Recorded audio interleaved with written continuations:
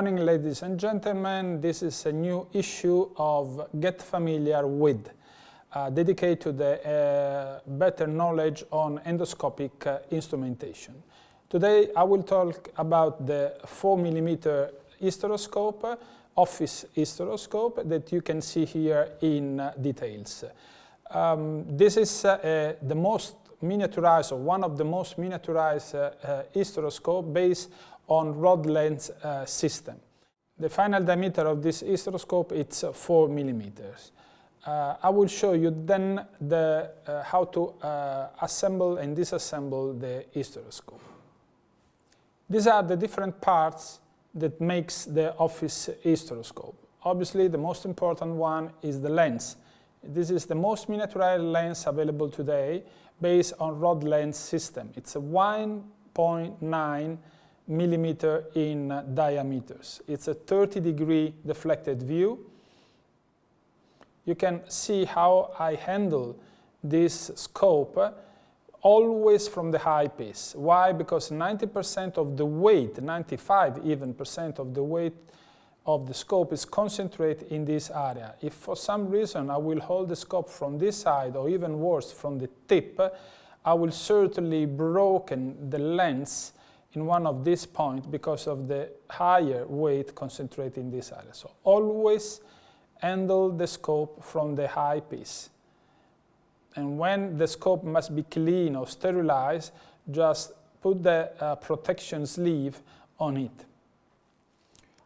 This is the protection sleeve created to protect the optics. Once you clean the optics, then you can insert the optics inside the sleeve, and then you can play drums also with this scope. Nothing will happen because the lens itself will be protected. One information: when you clean the lens, don't use brushes to clean the outside of the lens. The most important thing is that immediately after the procedure, the whole scope is brought under water and then disassembled quickly and clean, just passing under the water the 2 fingers. This is enough to clean the scope before sterilization. And then you protect immediately after, as I told you, the scope with the sleeve. Another important information regarding the cleaning and the maintenance of the lens is not only how to clean it and how to protect with the sleeve, but also to remove the 2 adapters that are located on the connectors. You see, I'm removing these 2 adapters, and this is the light fiber connector.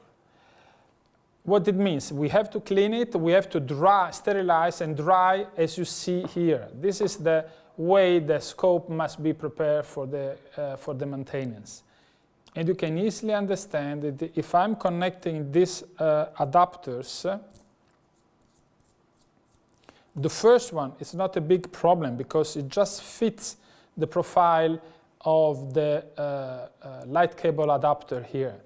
But as soon as I introduce the second one, I'm creating a space between it and the tip of the fibers. It means that if I have some drops of liquid or if it's humid, as soon as I will insert the warm light cable here, I will create a vapor pocket and I will damage the light fibers on the connector and the light fibers on the cable. So it's absolutely important that this part is disconnected, is dry, and is reinserted on a perfectly dry hysteroscope. Then we have the inner sheath. The inner sheath is made by 2 channels, one that contains the 1.9 lens and the other one on the top that start with operative channel here. At the tip of the operative channel you have to insert the rubber seals. I will talk about this in a few seconds. And then at this point the operative channel becomes also the irrigation channel. The liquid comes in through this connector and it goes together with the instrument. And then we have the outer sheet. The outer sheet is needed to create a virtual space between the outside of this sheet and the inside of it, where the liquid is aspirated through this connector. And you can see here there is a micro space between this tube and the other one. This contains the lens I showed to you.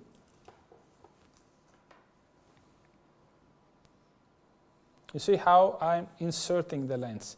Always holding the lens from here and be perfectly parallel. Otherwise, I can damage the lens. Okay, so the lens is here. It's connected and it's fixed. Now it's stable, okay? Then the outer sheet gets in this way. So this is the inflow and this is the outflow. If I do it like this, the scope will never work and will stop at the Sertoli point, okay? It's fixed and blocked. But it's not yet finished. We have to take the rubber seal and install the rubber seal here. Before doing this, you have to be aware that this small inexpensive piece of ribbon here is one of the reasons sometimes of failure of your procedure. Why? Because this small hole, if this comes with a larger hole, the liquid, instead of going through the channel, will be expelled through the rubber seal. So it will come on your body, and whatever comes out from the scope in this part will never go inside the uterus from the tip. It means there will be less pressure inside the uterine cavity. So you will feel uncomfortable because of the liquid going on you, the liquid going between the eyepiece and the camera, and the low pressure inside the uterine cavity. So this small, inexpensive tool, it's sometimes the cause of failures in our procedure. So be always aware that the hole is as small as possible. This is just the limit. Look very careful. This is just the limit of the size for our instrumentation. Then we plug it and we insert our instrument. So now the hysteroscope is ready to work. Why we start with the instrument inside and not outside? Number one, because the instrument is needed to solve sometimes problem when we are going inside the uterine cavity and we found adhesions or stenosis. So we need to have it immediately available and not to ask for it to at the nurse. Number one. Number two, the irrigation channel is the same of the instrument. So it means the liquid will pass in the same place where the instrument is located. So the instrument will be a break for the fluid to pass through and will be ridden by the pump. Here we have the most advanced devices we already spoke about in a previous video. So the liquid will be stopped by the increased pressure. So it's absolutely important to start in the standard mode so the pump will understand that this is the way of working. There are some people preferring to start the procedure in this way without the instrument. This is certainly give you a higher flow if you use compressive cuff or gravity pressure. So if you are not prepared for automatic device like the Easy Pump or the Endomat. But this obviously you lose the control of the pressure and therefore the risk of having a painful procedure is quite present. And the second problem is that if you start like this, as soon as you need your instrument and you insert the instrument to the operative channel, creating a resistance for the flow to pass through the scope, the cavity will collapse. Obviously, all this issue has been solved with the use of the pump. We are at the end of this video, Get Familiar With. I hope the information and the suggestion I shared with you will be helpful in the daily practice. See you in the next video.